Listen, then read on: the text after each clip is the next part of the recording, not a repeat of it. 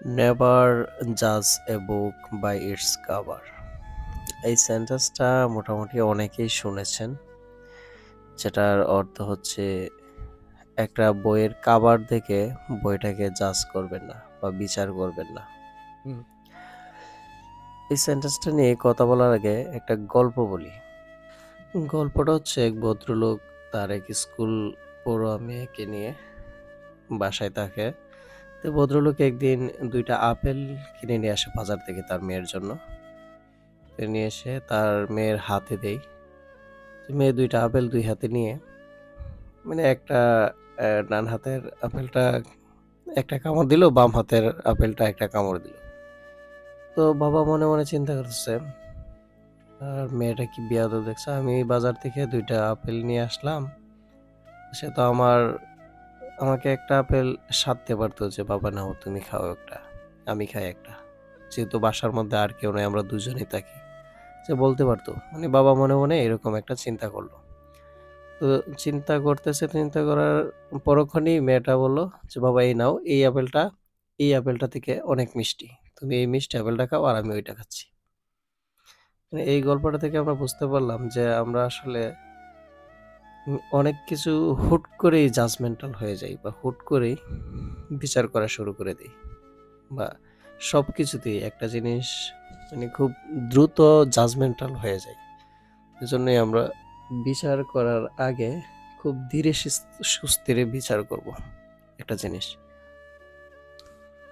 Same ভাবে এরকম আরেকটা গল্প শুনেছিলাম যে এক ভদ্রলোক তার মেয়েকে নিয়ে, ছোট্ট বাচ্চা এবং তার ওয়াইফকে নিয়ে এক দেশ থেকে আরেক দেশে পাড়ি দিচ্ছিল জাহাজে করে।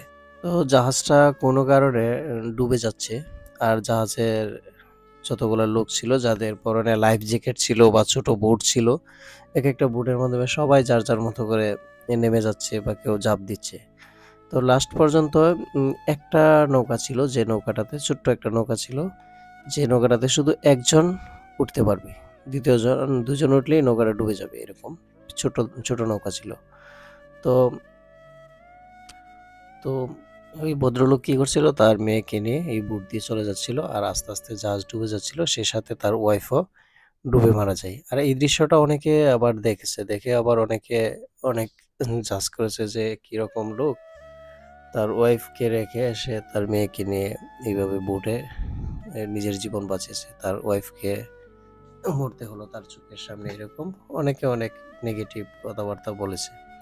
আর যখন আস্তে আস্তে মেয়ে বড় হয়েছে, বড় হওয়ার পরে যখন তার মায়ের মৃত্যুর গল্পটা সে শুনে, তখনও সে বাবার প্রতি খুব রাগ থাকে।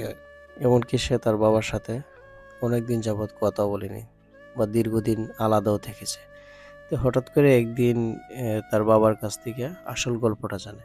আসল গল্পটা হচ্ছে, তার মা তাকে ওই জাহাজে থাকা অবস্থায় যখন নৌকা ডুবে যাচ্ছিল তখনই তার মা তাকে বলছিল যে আমি তো কিছুদিন পরে মারা যাব, কারণ হচ্ছে আমার যে ক্যান্সার সেটা ধরা দিয়েছে, বেশি দিন বাঁচবো না, ডাক্তার তো বলেছে যে গুনে গুনে 10-15 দিন বাঁচবো। তো তুমি যদি মারা যাও, আমি যদি মারা যাই তাহলে কিচ্ছুই হবে না, কারণ আমার আয়াত মাত্র 10 দিন, আর তুমি যদি বাঁচো তাহলে আমার মেয়েটাকে নিয়ে বাঁচতে পারবে।